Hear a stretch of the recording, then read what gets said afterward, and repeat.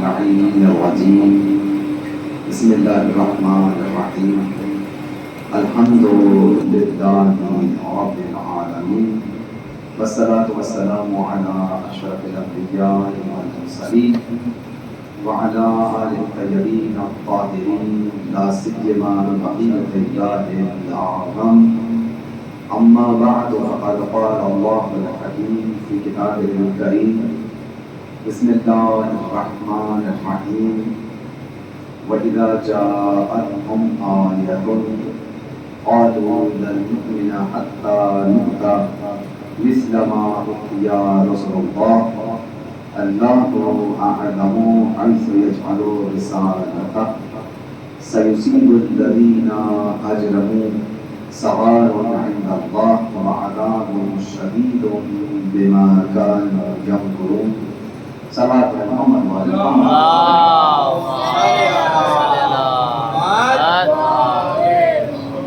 اب جتنے بھی یہاں پر افراد بیٹھے ہیں آپ بھی لوگوں کو مسلط پڑھانی ہے آپ ساتھ دیں گے تو میں پڑھ پاؤں گا سورہ نام قرآن مجید کا چھٹا سورہ جس کی مسلسل 124ویں آیت کی تلاوت کا شرف حاصل کیا جا رہا ہے قرآن اور منصب الہی کے عنوان سے جس سلسلہ گفتگو کا آغاز ہوا اپنی 8ویں منزل پر ہے خداوند عالم نے کہا کہ جب اللہ کی جانب سے ان کے پاس کوئی آیت آتی ہے کوئی نشانی آتی ہے تو یہ لوگ یہ کہنے لگتے ہیں کہ ہم اس وقت تک ایمان نہیں لائیں گے جب تک کہ ہمارے اوپر بھی ویسی ہی وحی نازل نہ ہو جائے کہ جیسی اللہ کے رسولوں پہ نازل ہوئی۔ اللہ نے جواب دیا کہ اللہ اعلم حیث یجعل رسالتہ سیصیب الذین اجرموا، اللہ بہتر جانتا ہے کہ وہ اپنی رسالت کو اپنے منصب کو کہاں قرار دے۔ اور یاد رکھو کہ اگر تم نے ہمارے بنائے ہوئے صاحب منصب کی مخالفت کی تو سیصیب الذین اجرموا اور تم مجرم بن گئے تو پھر کیا ہوگا؟ صغار عند اللہ، اللہ کے سامنے تم چھوٹے ہو جاؤ گے، ذلیل ہوگے، وعذاب شدید بما کانوا یعملون، اور جو تم دنیا میں رہ کر مکاریاں کر رہے تھے تمہیں اس کی وجہ سے شدید عذاب کا سامنا کرنا پڑے گا۔ یہ بات طے ہو گئی کہ جو بھی اللہ کی جانب سے آنے والے صاحب منصب کے خلاف سازشیں کرے گا پروردگار اسے ذلیل و رسوا بھی کرے گا، اور اس پر عذاب شدید بھی ہوگا، شدید عذاب میں بھی گرفتار ہو جائے گا۔ عزیزان محترم، اگر آپ تاریخ بشریت کا جائزہ لیں، اسلام کا جائزہ لیں، تاریخ انبیاء کا جائزہ لیں تو آپ دیکھیں گے کہ نبی کریم صلی اللہ علیہ وسلم نے جس طرح سے اس دین کو پہنچایا ہم تک، اور کسی بھی دشمن نے اس دین کو تسلیم نہیں کیا تو خداوند عالم نے پھر اسے دنیا میں بھی ذلیل کیا اور آخرت میں بھی وہ ذلیل ہونے والا ہے، یہ طے شدہ ہے۔ اور پہلے مرحلے پر خداوند عالم نے یہ تجربہ کروا دیا تاکہ بعد میں آنے والے لوگ اس بات کی طرف متوجہ رہیں کہ جو بھی اللہ کی نافرمانی کرے گا اور اس کے بنائے ہوئے کی مخالفت کرے گا تو وہ پروردگار عالم کا نافرمان ہو جائے گا اور خداوند عالم اسے عذاب شدید میں گرفتار کرے گا۔ حد یہ ہے کہ آپ دیکھیں اس نے پہلے مرحلے پر جہاں تجربہ کروایا حضرت آدم علیہ السلام کی ذات کی کہ دیکھو اسے میں نے بنایا، جب پروردگار عالم نے شیطان سے یہ کہا کہ تو نے اسے سجدہ کیوں نہیں کیا، یہ تو میں نے بنایا تھا، اسے کمیٹی نے نہیں بنایا ہے، تو میرے بنائے ہوئے کی مخالفت کرتا ہے تو میں تجھے قیامت تک کے لیے لعنتی قرار دے دیتا ہوں۔ کیا خدا نے یہ کام نہیں کیا؟ تو بتایا یہ ہے کہ جو خدا کے بنائے ہوئے کی مخالفت کرتا ہے وہ قیامت تک کے لیے راندے درگاہ تو ہو سکتا ہے پروردگار اس سے راضی نہیں ہو سکتا. توجہ فرمائی آپ نے. تو پہلے مرحلے پر پروردگار عالم نے تجربہ کر دیا. دوسرا تجربہ جو خداوند عالم نے بتایا کہ دیکھو جسے میں نے بنایا, جسے میں نے موجود کیا, اس کی مخالفت کی, اسے قتل کیا, تو قرآن نے واضح طور پر کہا جب حابیل علیہ السلام کو جناب آدم علیہ السلام نے معین کیا کہ خدا کے حکم سے اپنا جانشین بنایا اور قابیل نے انہیں قتل کر دیا, تو آپ دیکھیں کہ قابیل کو خداوند عالم نے ندامت کے باوجود خسارے میں سے قرار دے دیا. تو یہ سنت پروردگار ہے کہ جب بھی جہاں بھی کوئی دور ہو, کیسا بھی دور ہو, اللہ کے بنائے ہوئے کی مخالفت کرو گے تو تمہیں خداوند عالم ندامت کے باوجود خسارہ اٹھانے والوں میں سے قرار دے گا. یہ طے شدہ بات ہے.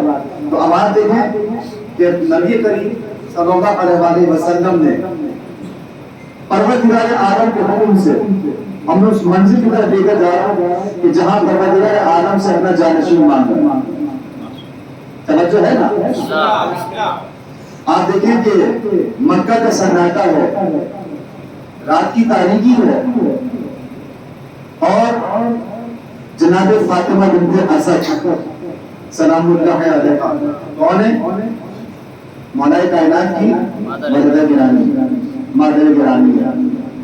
یہ گھر سے نکلی ہے اور کہاں جا کے رکی؟ خانہ کعبہ کی دیوار کے پاس.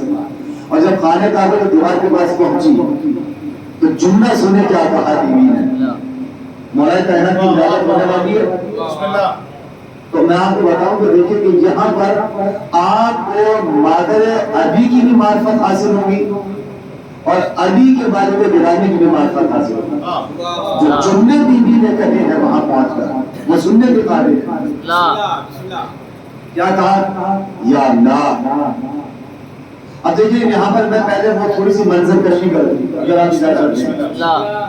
کیا آپ نے دیکھا ہے کہ امام بارگاہوں میں بھی جہاں علم نصب ہوتا ہے تو بہت سے لوگ وہاں پہ زیارت کے لیے جاتے ہیں, غازی کے علم کے نیچے کھڑے ہو کے دعا مانگتے ہیں.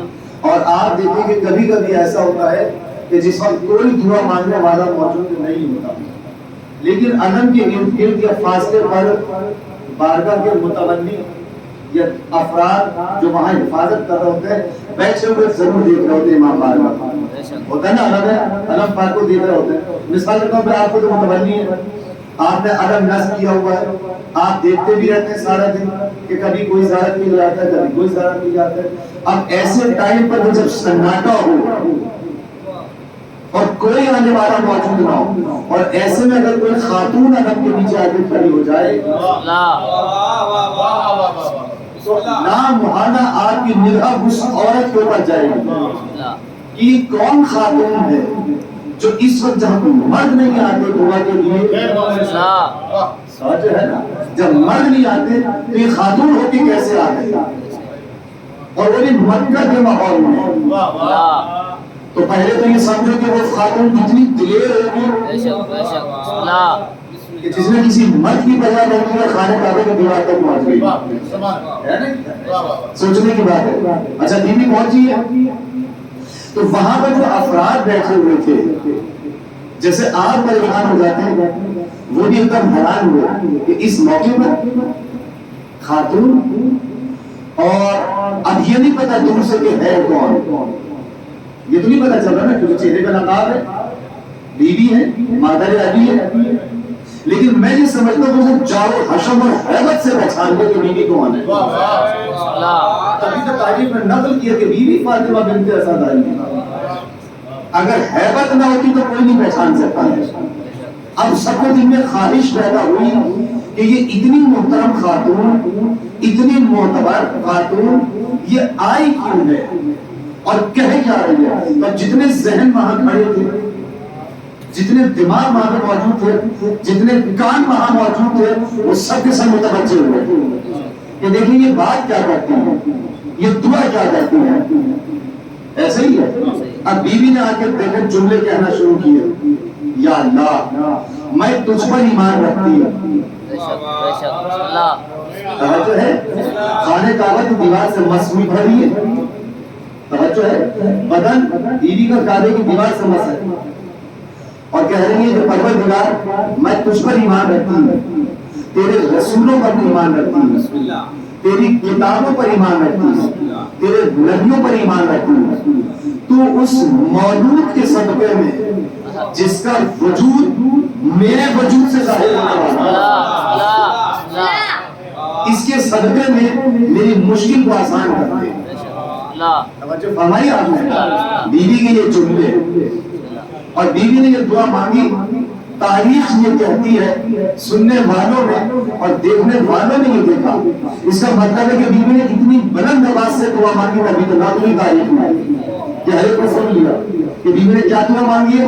لفظوں پر غور کیجیے گا، خدا کی قسم بڑی درس آمیز دعا ہے بیوی کی۔ کیا دعا مانگی میں پھر چنے دوہرا رہا ہوں تاکہ آپ کے ذہنوں میں بیٹھ جائے۔ یا اللہ میں تجھ پر ایمان رکھتی ہوں، تیرے نبیوں پر ایمان رکھتی ہوں اور کتاب پر ایمان رکھتی ہوں۔ کون سی کتاب؟ جو نبیوں میں نازل کی، ان سب کتاب پر ایمان رکھتی ہوں، اور اس کعبے کا واسطہ دیتی ہوں تجھے، میں ہمارے کعبہ کا واسطہ دیتی ہوں، اور اس مولود کا واسطہ کہ جس کا وجود میرے وجود سے ظاہر ہونے والا ہے، تو اس کے صدقے میں میری مشکل کو آسان کر۔ توجہ ہے نا، جملے پہنچ گئے۔ تاریخ یہ کہتی ہے کہ بیوی نے بھی یہ دعا ختم کی تو ایک دم خانہ کعبہ کی دیوار میں دروازہ بنا۔ بسم اللہ بسم اللہ، توجہ ہے، خانہ کعبہ کی دیوار میں در بن گیا۔ اچھا، در بن جانا معجزہ تھا، ایسا ہی ہے نا؟ کتنی مرتبہ در بنا؟ توجہ ہے، دیوار میں کتنی مرتبہ، اب میں جملے کو بتا رہا ہوں، دیوار میں کتنی مرتبہ شگاف ہوا؟ اب دیکھیں مولا کائنات کو، یا یوں کہہ دوں کہ پروردگار عالم بیوی کو دروازے سے بھی تو بلا سکتا تھا نا خانہ کعبہ کے، لیکن بتایا یہ ہے کہ ہم جس مہمان کو بلا رہے ہیں ہم اس دروازے سے بھی نہیں لانا چاہتے جس دروازے سے بت اندر آئے تھے۔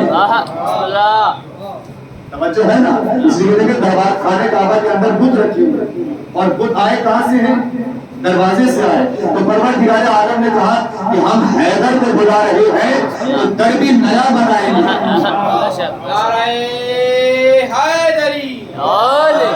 توجہ فرمائیے آپ، در بنا اور دیوار بھیج مل گئی۔ دوبارہ ملنا جو ہے یہ خود ایک معجزہ، تو ایک ہی دفعہ میں دو معجزے، اور کتنے دن رہے؟ 3 دن کے بعد بیوی آئی ہے باہر تو اپنی آغوش میں پھول ابو طالب کو لے کر آئی۔ ایسے ہی ہے نا، ابو طالب کے گلشن کے پھول کو اپنے ساتھ آغوش میں لے کر آئی۔ کتنے دن رہی؟ 3 دن کے بعد۔ اب یہاں ہے سارا مسئلہ کہ آپ یہ دیکھیں کہ بیوی کس عالم میں گئی، ایسے عالم میں کہ جب خواتین گھر سے نہیں نکلا کرتی، ایسی حالت میں عام طور پر خواتین سائے سے بھی ڈرتی ہیں، لیکن بیوی گئی ہے اور جب دیوار بندی ہے تو ڈر کے بھاگی نہیں ہے۔ کیوں نہیں بھاگی؟ کہا کہ اگر میں کسی فرار کی ماں ہوتی، میں حیدر کرار کی ماں ہوں، تو بھاگنے کا ہمارے یہاں تصور ہی نہیں ہے۔ اب آپ یہ دیکھیں کہ اگر یہ دیوار یہاں سے پھٹنے لگی تو آپ اور میں بھی یہاں نہیں رکیں گے۔ تو بیوی فاطمہ کا دل کتنا مضبوط تھا کہ جب دیوار پھٹی ہے تو ڈرنے کے بجائے اندر گئی ہے۔ اس کا مطلب یہ ہے کہ بیوی جانتی ہے کہ دروازہ کیوں بنا، یہ دیوار پھٹی کیوں ہے، یہ مجھے جہاں سے بلایا تھا، یہ پروردگار عالم نے انتظام کیا ہے، جس کا نمائندہ ہے تب بھی اس نے بنایا۔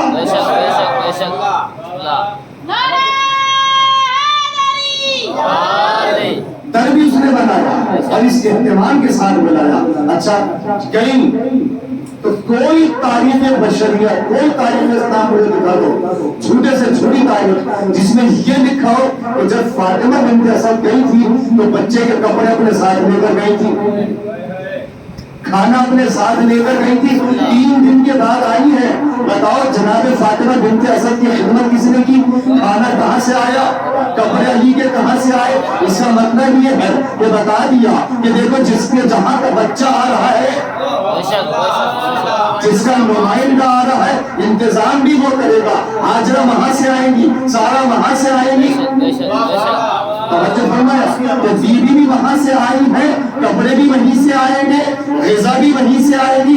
3 دن سے بچے کی غذا نہیں آئی ہے، بلکہ فاطمہ بنت اسد 3 دن تک رہی ہے تو پروردگار کی مہمان رہی ہے. کھانے میں کیا آیا، کیا کھایا، خدا جانتا ہے یا علی کی ماں جانتی ہے.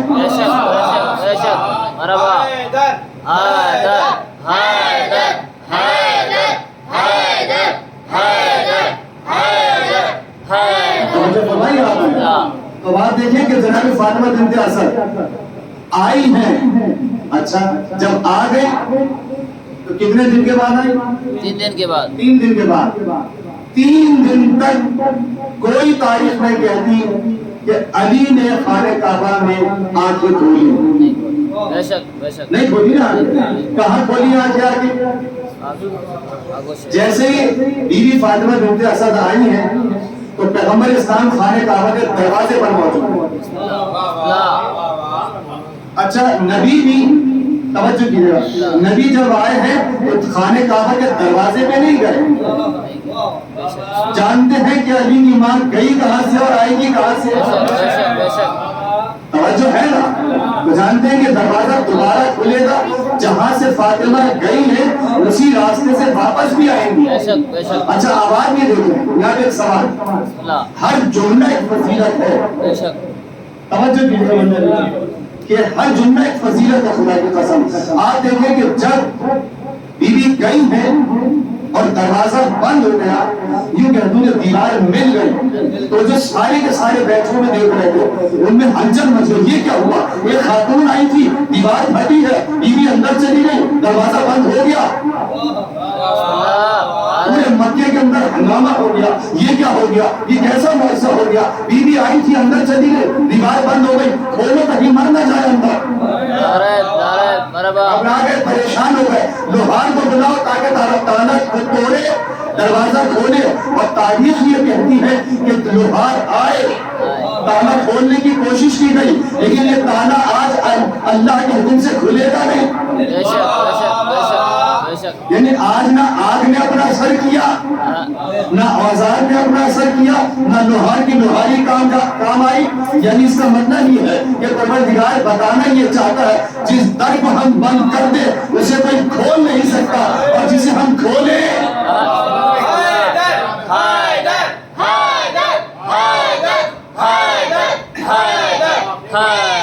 توجہ ہے نا.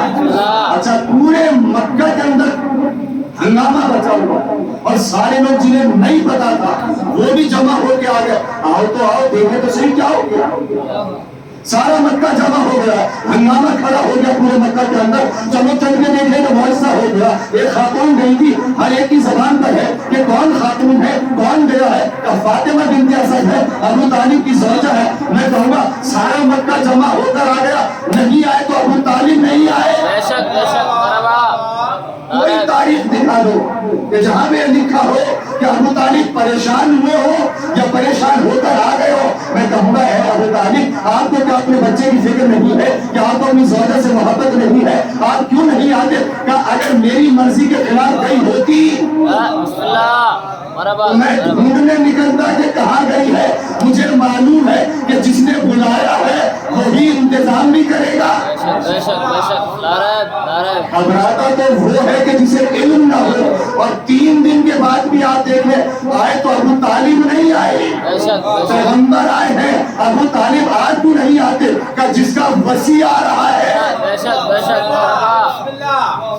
جس کا جانشین آ رہا ہے وہی تو آئے گا استقبال کرنے کے لیے. میرا بیٹا ہوتا تو میں آتا، میرا جانشین ہوتا تو میں آتا. دیکھو عقیل کے لیے انتظام میں نے کیا، طالب کے لیے انتظام میں نے کیا، سب کے لیے انتظام میں نے کیا. علی کے لیے کیوں نہیں کیا کہ جس کا نمائندہ ہے. بسم اللہ بسم اللہ سلامت سلامت محمد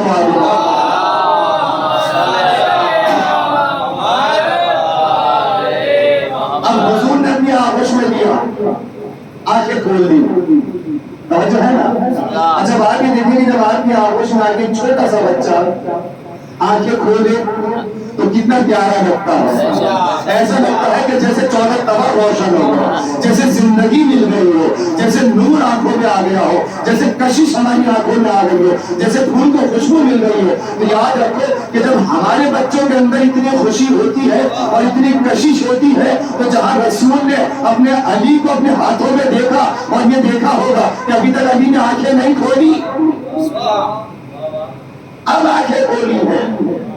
تو جیسے پیغمبر نے کہا اے علی خصصتنی بالنظر خصصتک بالولایا, اے علی تو نے اپنی پہلی نظر کو میرے لیے مخصوص کیا, میں نے اپنی پہلی ولایت کو تیرے لیے مخصوص کر دیا. صلوات بھیجیں محمد وعلی محمد.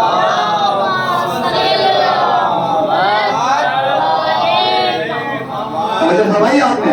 اچھا ہم نے یہاں پر دیکھا مولا کائنات کی ایک یعنی آج دن ہر لفظ فضیلت اور ہر لمحہ ایک کرامت ظاہر ہو رہی ہے. آپ بھی دیکھیں کہ مولا کائنات جب تک خانے کعبہ کے اندر سے آگے نہیں بولی, یعنی میں یہ کہہ دوں کہ بچے کو کس نے بتایا کہ ابھی تم کعبے کے اندر ہو, آنکھیں نہیں کھولنی ہے. کیوں؟ اس لیے کہ بت ہے. یہ بچے کو کس نے بتایا کہ یہاں آنکھیں نہیں کھولنی؟ بچے کو کیسے پتا چلا کہ ابھی میں ماں کی آغوش میں ہوں؟ بچے کو کیسے پتا چلا کہ میں ابھی کعبے سے باہر آ گیا ہوں؟ بچے کو کیسے پتا چلا کہ میں نبی کی آغوش میں آ گیا, اب مجھے پتا چل گیا؟ یہ بچے کو کیسے پتا چلا؟ کون بتا رہا تھا کہ اب ماں کی آغوش سے نکل کر نبی کی آغوش میں آ گیا ہے؟ علی اب آنکھیں کھول دو. اس کا مطلب ہے علی کی تعلیم میں انتظام کوئی اور کر رہا تھا. بے شک بے شک. نعرہ اب جب آغوش رسالت میں ولایت آ گئی,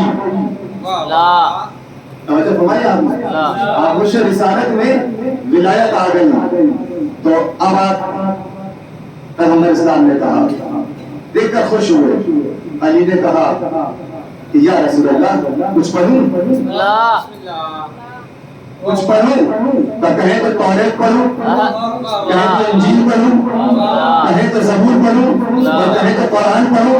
ابھی تو قرآن نازل نہیں ہو اور ابھی پڑھ کر بتا رہے ہیں. اس کا مطلب یہ ہے کہ علی دنیا میں آئے ہیں تو قرآن کا علم لے کر آئے, زبور کا علم لے کر آئے. اچھا انتخاب بھی کیا تو پیغمبر نے کہا کہ ہاں ہاں علی سناؤ, قرآن سناؤ, قرآن سناؤ. تو کون سے سورے کا انتخاب کیا؟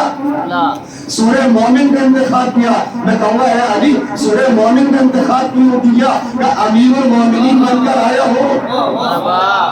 تو سورہ مومن سناؤں گا. اگر تمہیں سورہ منافقون سننا ہے, میں مومنین کا امیر بن کر آیا ہوں, اس نے سورہ مومنین کا انتخاب کیا ہے, سورہ مومنین کا انتخاب کیا ہے. اس بات دیکھتے محمد و آل محمد.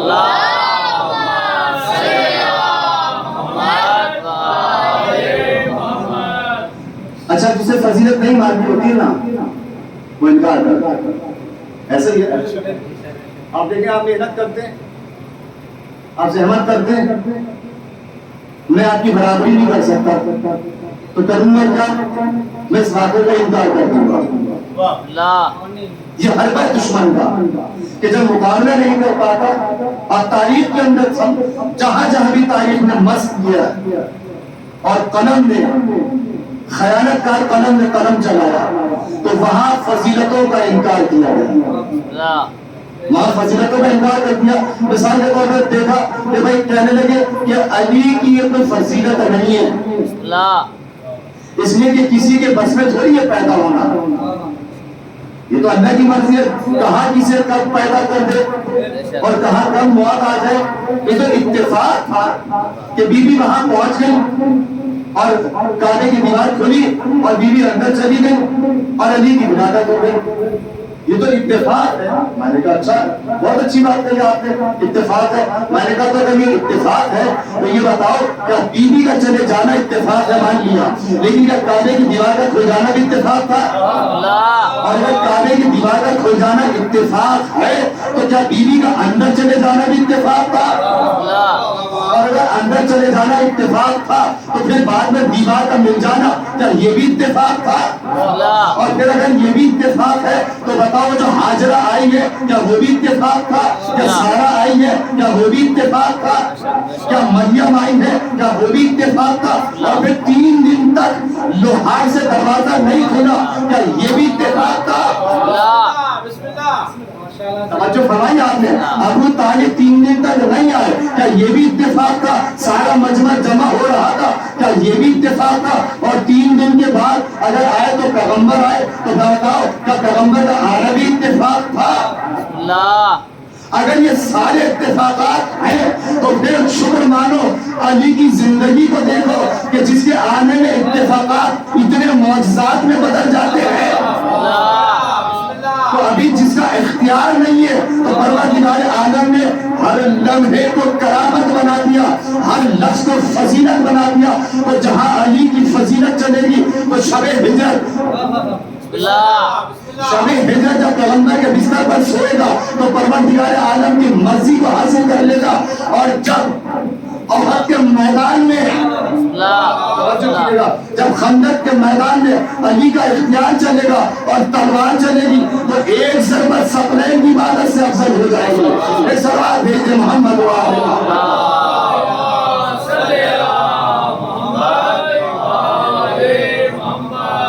اگر اجازت ہو تو میں اس فضیلت کا ایک جملہ اور بیان کروں. تھکے تو نہیں ہوئے, اگر آپ لوگ نہیں تھکے تو میں بھی نہیں تھکوں جو ہے نا. اچھا ایک تو یہ اعتراض کیا کہ بھائی فضیلت ہی نہیں ہے تو اتفاق تھا. اتفاق میں بھی پروردگار عالم نے علی کے کمالات بیان کیے.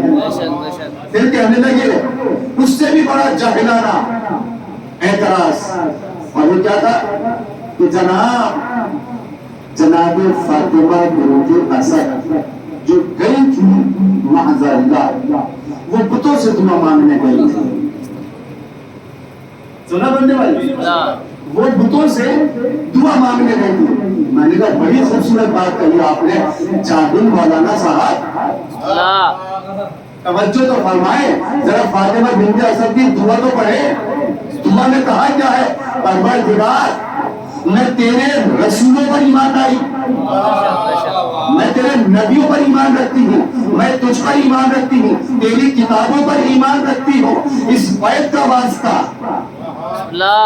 مہمان بیت کا واسطہ بتاؤ کہ کعبے کے اندر جو بت رکھے تھے وہ خانہ کعبہ کے معمار تھے یا ابراہیم معمار تھے؟ اور یہ جو میں کہہ رہی تھی کہ پروردگار میں تجھ پر ایمان رکھتی ہوں, اگر یہ بتوں سے کہہ رہی تھی تو بتاؤ کتابیں جو نازل کی ہے وہ بتوں نے نازل کی ہے یا اللہ نے نازل کی ہے؟ نبیوں پر ایمان رکھتی ہو تو بتاؤ اگر یہ جو نبی بھیجے تھے یہ بتوں نے بھیجے تھے یا اللہ نے بھیجے تھے؟ اسی دعا پر یقین. اسی لیے فاطمہ بنت اسد نے پہلے آنے کے بعد اپنا وہ دعا بیان کرنے سے پہلے اپنا وہ دعا بیان کرنے سے پہلے اپنے ایمان کا اعلان کیا تاکہ 1400 سال کے بعد پاکستان کے اندر, ہندوستان کے اندر, سعودیہ کے اندر, کسی بھی ملک کے اندر کوئی ناصبی اٹھ کر علی کے بغض کے اندر اگر کوئی یہ کہنا چاہے کہ فاطمہ بنت اسد بتوں سے دعا مانگنے گئی تھی تو میں جاہل سے کہوں گا کہ پہلے دعا پڑھ.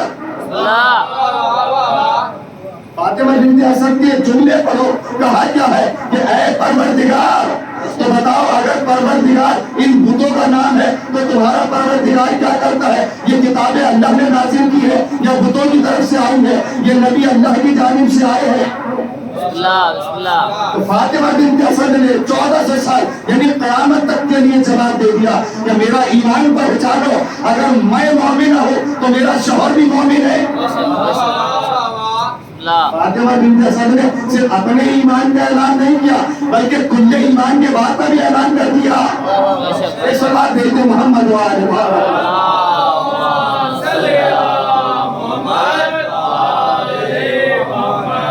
توجہ فرمائی آپ نے.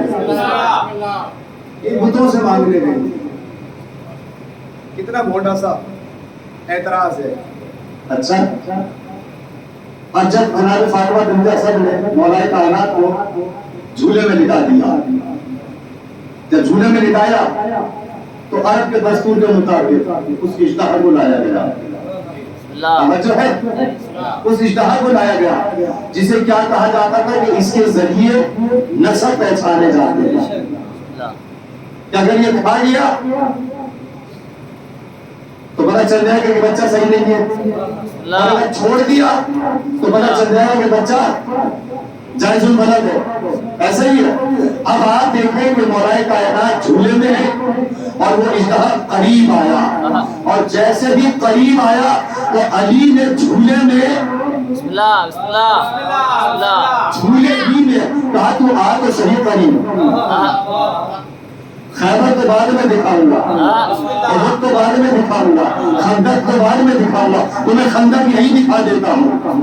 جو بھی علی کے پاس اکڑ کر آیا بچ کے نہیں گیا، چاہے جھولے میں بھی اگر اشتہا بھی اکڑ کر آیا تو اسے بھی 2 انگلیاں ڈال کر بے شک بے شک بے شک کندھے اندر کو چیر ڈالا، اور جب چیر ڈالا تو وہ مر گیا۔ اور سارے عرب کے قریش جو تھے، توجہ ہے نا، پریشان ہو کر حضور کے پاس آئے، اے یا رسول اللہ، اے محمد مصطفیٰ، یہ کیا ہوا؟ آپ کے گھر کے بچے نے ہمارے لیے اتنا بڑا نقصان کر دیا، اب کیسے پتہ چلے گا کہ کون حلالی ہے اور کون غیر حلالی ہے؟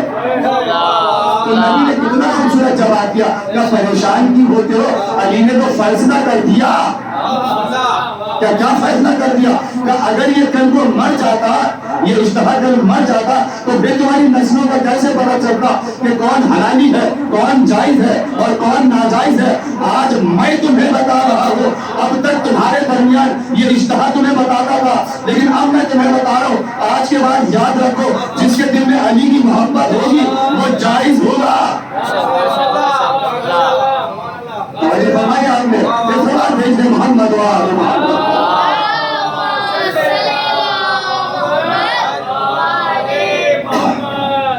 ایک اور سوال بھیج دے محمد و آل محمد۔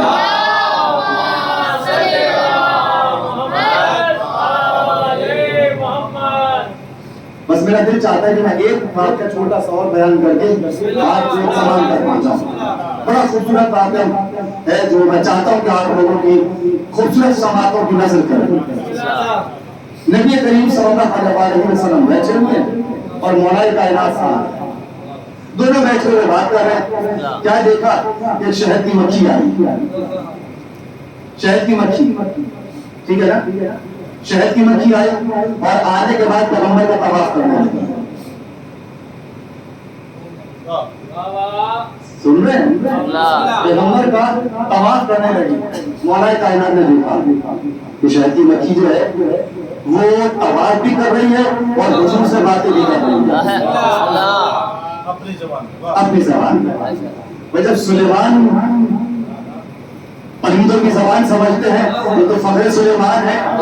میں یہ کہہ دوں کہ اسی نبی کے صدقے میں سلیمان کو خصوصیت ملی۔ اچھا، مولا کائنات نے دیکھا کہ باتیں ہو رہی ہیں، مرسل اعظم ہے اور ادھر شہد کی مکھی ہے، توجہ کیجیے گا، اور وہ شہد کی مکھی کہہ کیا رہی ہے؟ یا رسول اللہ۔ میں اب دیکھیں، میں اس جملے کو اپنے لفظوں میں بیان کر رہا ہوں، ہاتھ جوڑ کر کہہ رہی ہے یا رسول اللہ، میں نے بڑی محنت سے شہد تیار کیا،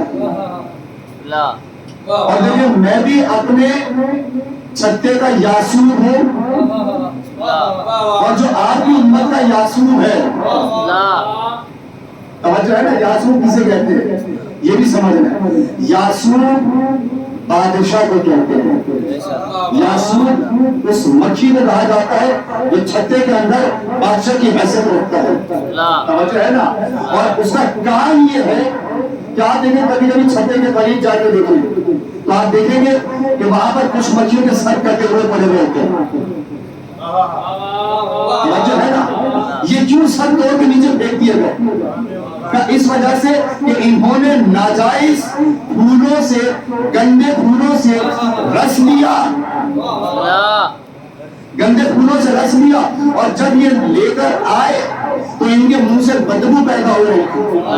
تو اس کا کام یہ ہے کہ یہ بدبو والے رس کو پھینک دیتے ہیں, گردن توڑ کر وہاں پر مار ڈالتے ہیں. تو اس وجہ سے یہ یاسور ہے. توجہ کیجیے آخر اللہ. تو اس کے بعد یہاں پر ہوا کیا, یا رسول اللہ میں نے شہد تیار کیا ہے, میں چاہتی یہ ہوں کہ آپ اسے تناول فرمائیں اور علی کو بھیج کے فلاں جگہ پر وہ شہد جمع ہے, یہ منوال ہے. مولائے کائنات کے پیغمبر نے بھیجا اور کہا کہ یا علی تم جاؤ اور وہ جا کر شہد لے کر آؤ. اور جب شہد لے کر آ گئے مولائے کائنات تو دونوں نے تناول کیا. بڑا میٹھا شہد تھا, بڑا ذائقہ دار شہد تھا.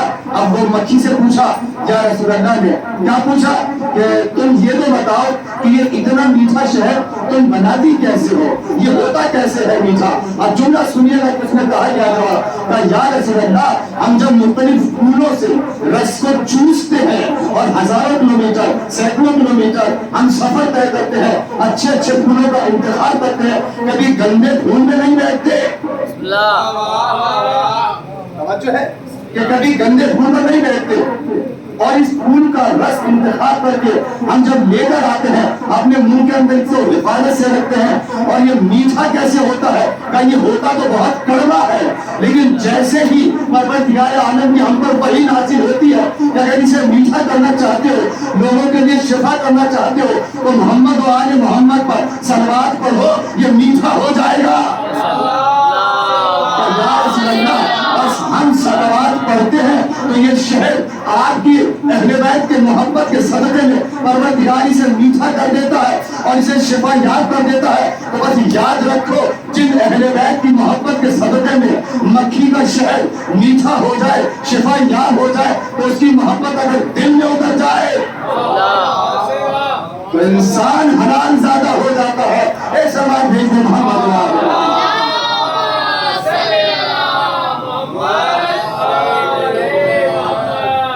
بس اللہ محترم نامحرم کی شان ہے, بڑے مسائل کی رات ہے.